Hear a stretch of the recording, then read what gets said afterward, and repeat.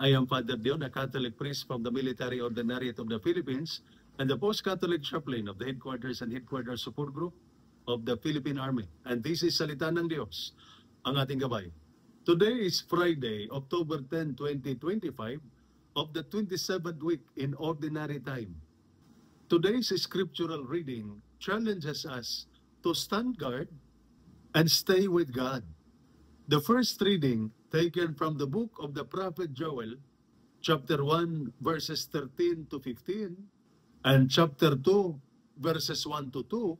Through the prophet Joel, God warns the people of a coming judgment. Darkness, trial, hardship are coming, but not without purpose.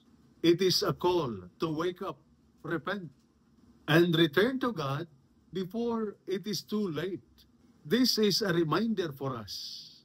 Trials are not meant to destroy us, but to bring us back to God. In the Gospel reading, taken from the Gospel of Luke, chapter 11, verses 15 to 26, reminds us that a house divided cannot stand. In the Gospel, Jesus confronts his critics who accuse him of driving out demons by the power of the devil. Every kingdom divided against itself will fall.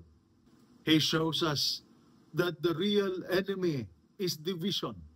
When our hearts, families, communities, or country are not united with God, we become weak and vulnerable. Jesus also warns, when an evil spirit goes out, it looks for another home. If it finds the house empty, it returns with 7 others worse than itself. The point is this: it is not enough to drive away evil. We must fill our hearts with God. Otherwise, the enemy will come back stronger. For our soldiers, you know the importance of guarding your post. A camp left unguarded is easily taken by the enemy. In the same way, your heart must always be on guard, filled with prayer, discipline, and faith. Without God, we become easy targets for fear, pride, or corruption. For family members, division weakens the home. But unity in prayer, forgiveness, and love makes a family unshakable. Like soldiers in formation, families must stand together with God at the center.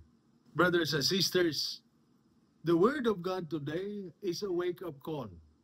Stand guard, stay with God, and do not let your heart be empty. If Christ is our strength, no darkness, no enemy, and no division can overcome us. And this is Salita ng Diyos, ang ating gabay. Let us pray.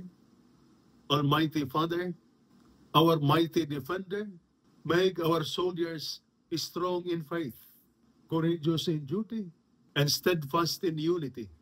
Protect their families with peace in trials, love in hardship, and hope in waiting. Fill our hearts with your presence, so that no enemy may overcome us. Through Christ our Lord. Amen. Saint Michael the Archangel, Prince of the Church, protect us. And may the Almighty God bless you and your family, the Father, the Son, and the Holy Spirit. Amen.